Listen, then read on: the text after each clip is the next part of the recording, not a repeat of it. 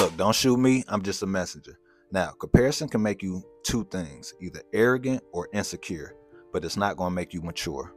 And most people don't fail because they're ungifted. They fail because they're distracted on focusing on somebody else's lane. So today what we're going to do is break down Galatians 6 verses 4 to 6, which is scripture confronting comparison. And not only that, it exposes false humility and it restores personal responsibilities. So let's get right to it. And the verse reads, "But let each one test his own work, and then his reason to boast will be in himself alone and not his neighbor. For each will have to bear his own load." Now, to understand this verse, we have to put it into context. Now, Paul was writing to believers who were spiritually competitive, meaning they were always quick to judge others' faults instead of focusing on their own. They were quick to compare, and they were quick to measure their lives with other people's lives instead of the process of what they're going through.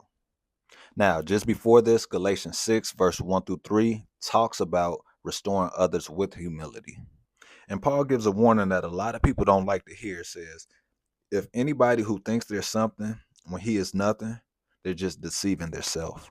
Now, if you pay attention, Paul is shifting from how we view others to how we evaluate ourselves. Now, the first thing we're going to talk about is where it says test your own work. Now, test means to evaluate, to prove, or to examine honestly. So what Paul is saying is that don't measure your life off someone else's progress, but measure it off God's standard and his calling for you. This is self-examination, not self-exaltation, meaning this is not self-hate. This is being aware of yourself. So what you have to do is ask yourself is, am I faithful with what God has assigned to me, or am I just comparing myself to people online, in church, or at work, whose heart I really don't know, or whose decision making I'm not really aware of? Then it says, then his reason to boast will be in himself alone.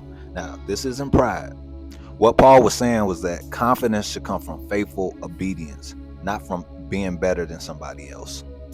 It's the difference between comparison boasting, which is I'm doing better than them, versus faithful confidence, which is I'm walking in what God assigned to me.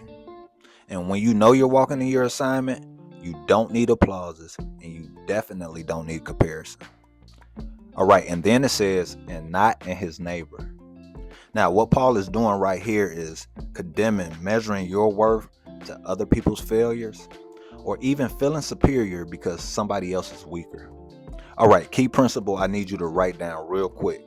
You do not rise by pushing others down.